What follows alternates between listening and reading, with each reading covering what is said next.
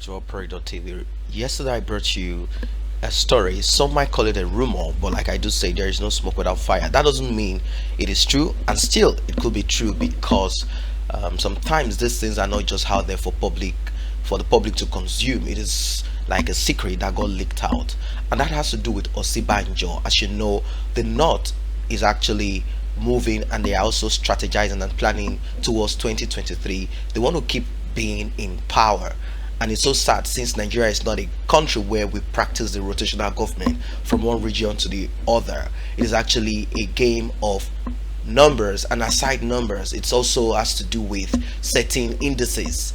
I think they need two-thirds of the votes from all the states in Nigeria for you to become president. And maybe they found a way around these things. Probably they will find a way of manipulating this using INEC. As you know, Atiku Abubakar claimed that he won the election, but somehow they went to court, and presently they will be going to the Supreme Court. Right now, Osinbajo is said to be is going to be impeached. That's the story that is out there.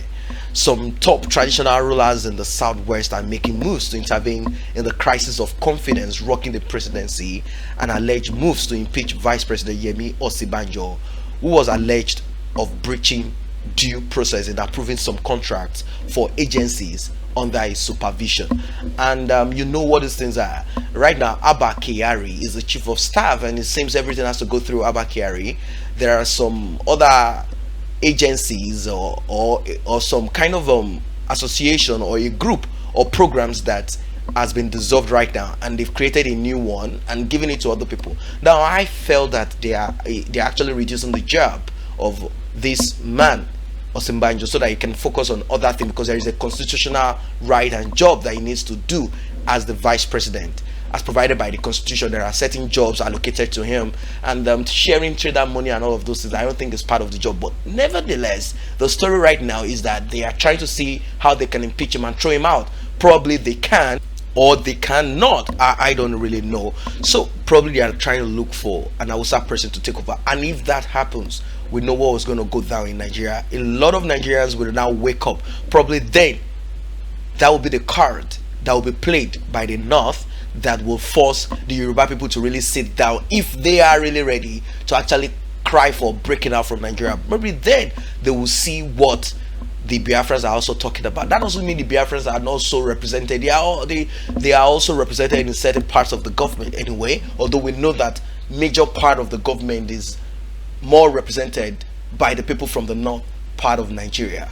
It also gathered that heads might roll in some of the affected agencies. A Yoruba traditional ruler in the south who confided in a newspaper called The Guardian said that they were already being disturbed by information making rounds about the vice president, and we are already making moves to investigate the veracity of those allegations and see President Muhammadu Buhari. If you're just joining in, kindly take a moment to tap on that subscription button, and also very important, the red notification icon bell. If you have not done so, tap on it so that you'll be notified whenever new videos are uploaded. The monarch who pleaded for anonymity said the most disturbing of this rumor is that impeachable offenses against the vice president are being compiled and will soon be sent to the National Assembly. We are worried about this development and the alleged sudden frosty relationship between the president and Professor Yemi Osinbajo. Now, is this a move towards 2023 so that the North part of Nigeria can solidify their hold on Nigeria,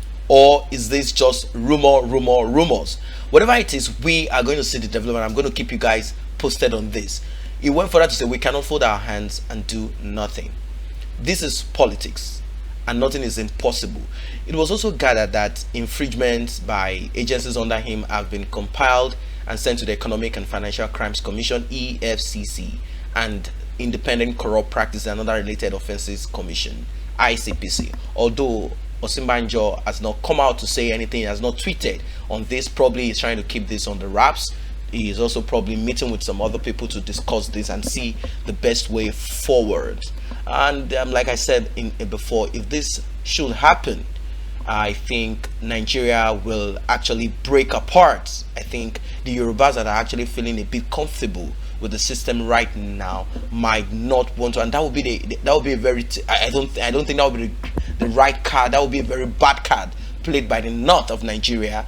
And like I said before, I said Buhari still has connections with the military, and this might result into the military taking over, or actually Nigeria will become that dictatorship, the real dictatorship that a lot of people do not really want. Meaning the military will actually come out en masse, and they will claim that they are actually trying to keep the country safe and protect the nation from some criminal element that might want to take advantage of the issues on ground, and you know what that means. So they will protect that seat, that presidential seat, and keep the Hausa people there. So we'll wait for Osinbajo. If he will be bold enough to write about this and comment about this, I will definitely keep you guys posted about this.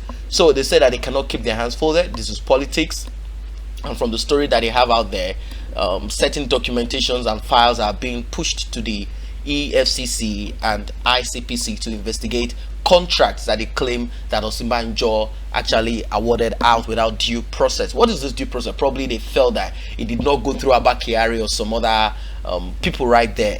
Now, some say that the cabals that are working behind the scene to keep Nigeria where it is, as you know, the wife of the president even said that there are some cabals, there are some people running the government from behind. It's so funny that you are a president with all the authority that you have, yet there are some group of people running the government behind you. How is this done? Are you afraid for your life? What is this thing? Do they have secrets? Do they have things that they don't want? They don't want this information to come out to light. We don't really know what's happening right now, what is happening in Nigeria.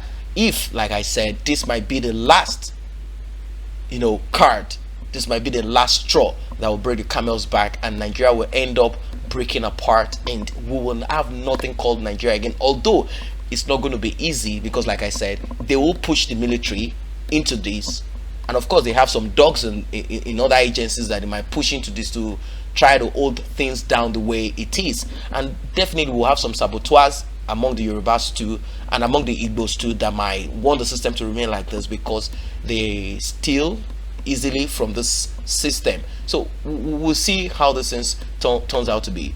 Osinbajo chairs the board of the National Emergency Management Agency, NEMA, Border Communities Development Agency, BCDA, National Institute for Policy and Strategic Studies, NIPSS, and National Boundary Commission, NBC, amongst others. Of course, he's also the chairman, I think, of the Governors Forum and stuff like that. Governors, he has some authority over there to do some supervising and all of that. But right now we don't know what is happening. The vice president had on Monday received a presidential directive asking him to seek presidential approvals for those agencies. So I don't know what this is. Although the president is the boss anyway, he doesn't have his own executive power by himself. He cannot monopolize this. He can't do that. He has to listen to the boss. When the boss gives the order, that is Buhari. And of course Buhari has people like Abba Kyari and some other people that will call him and say, look, this guy is actually pushing forward, and he might become governor president next, and we want to remain in that same seat. And of course Buhari will not care that it is a Yoruba party, a Yoruba person, majorly Yoruba party, a Yoruba person that actually gave him that opportunity. He tried. None of his people voted for him, but somehow when Yoruba people got into it, the game changed, and you know what happened? He became president. And if he will betray these and actually find a way to channel the power down to the northern part of Nigeria, then I think it will become much more clearer to Nigerians, and probably the last, movie, let me use that word, that will be the last film that will be played out, and we'll see what hand this present administration is going to play out, and we'll see what we are going to do collectively as Nigerians. Although right now IPOB is out there, some Biafrans are out there saying we don't want anything called Nigeria again. Nigeria is a scam. Nigeria is not a country. It's just like a kind of institution that is not supposed to be there even right now at the moment.